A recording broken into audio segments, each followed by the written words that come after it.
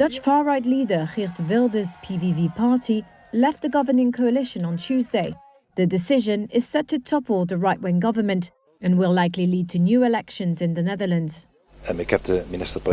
I also just informed the Prime Minister that I will withdraw the PVV ministers from the cabinet and that we can no longer bear responsibility for this. I signed for the strictest asylum policy, not for the downfall of the Netherlands. And our responsibility for this cabinet therefore ends at this moment.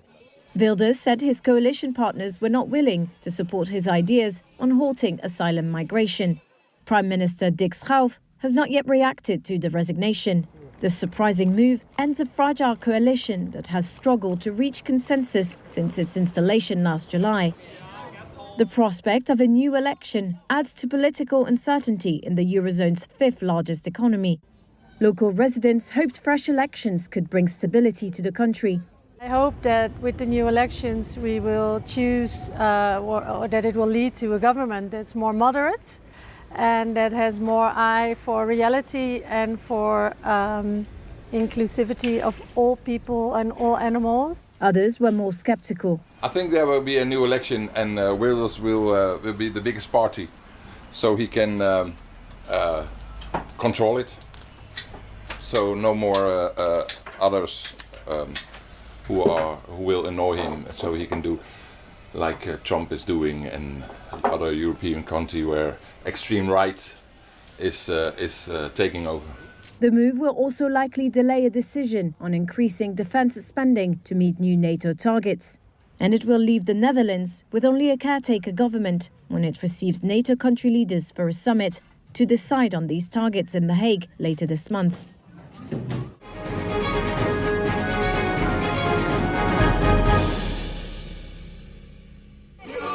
South Korea's Liberal Party candidate Lee Jae-myung was elected president in the country's snap election on Tuesday. Lee's victory comes 6 months to the day after he evaded military barricades to vote against a shock martial law decree from his ousted predecessor, former President Yoon Suk-yeol. I will fulfill the first mission the people have entrusted to me, which is to overcome the insurrection and make sure there will be no military coup that threatens the people with the weapons entrusted by them. Lee called Tuesday's election Judgment Day against the martial law that brought down Yoon, Yee's main political rival, and against the People Power Party's failure to distance itself from that decision. Yee's conservative opponent Kim Moon-soo of the People Power Party conceded the race in brief remarks to reporters. I humbly accept the will of the people. I extend my congratulations to candidate Lee Jae-myung. Kim was Yoon's labor minister when the former leader declared martial law on December 3rd. Yoon was later impeached by parliament, which Lee led. The Constitutional Court then removed Yoon from office in April, less than 3 years into his 5-year term. The martial law decree and the 6 months of turmoil that followed marked a stunning political self-destruction for Yoon, effectively handing the presidency to Lee. Nearly 80% of South Korea's more than 44 million eligible voters cast their ballots, the highest turnout for a presidential election in the country since 1997.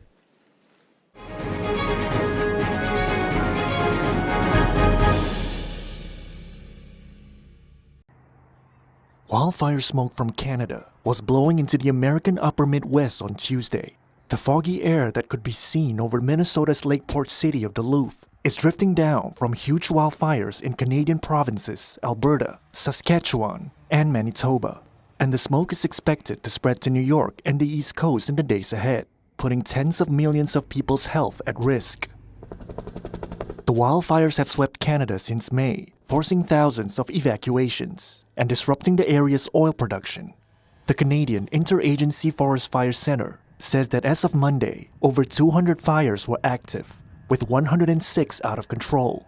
An air quality tracker, IQ Air, says air ratings will get worse in New York, Philadelphia, Washington, and Boston on early Wednesday, to levels it says are unhealthy for sensitive groups.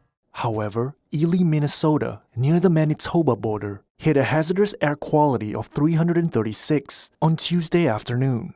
And in IQ Air's list of the world's major cities, Minneapolis ranked third worst for air quality, with a 168 reading, tying with Kinshasa in the Democratic Republic of Congo. One public health expert Reuters spoke to said, quote, "Airborne particulate matter is the most serious environmental health risk we know of and can damage the heart, lungs, and brain. So far, Canada's wildfires have burned through 4.7 million acres of land, causing widespread damage. But the current crisis is still far smaller than in 2023, when about 42 million acres burned."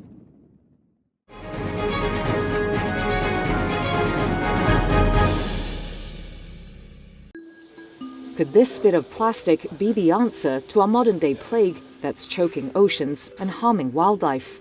Its Japanese developers say it's as strong as conventional petroleum-based plastics, but can dissolve in seawater within hours. This new supramolecular plastic was co-developed by the University of Tokyo and the Riken Center for Emergent Matter Science. The center's group director and lead researcher Takuzo Aida explains that it's made by combining two ionic monomers to form a salt bond, which keeps it strong and flexible. But the trick is, this plastic material is highly sensitive to salt. When it comes into contact with salt, it will break down into its original raw materials. Then, these raw materials themselves can be decomposed by bacteria, meaning that they ultimately return to the environment as safe substances. Aida says tests in salt solutions similar to seawater saw the plastic dissolve in about 2 to 3 hours, depending on size and thickness. It works in soil too, if a little slower. Aida says tests showed a small piece of the plastic decomposed after about 200 hours. Studies have found many existing biodegradable plastics don't break down fully. That leaves behind the microplastics that are found everywhere these days. Microplastics are fragments less than 1/5 of an inch in size.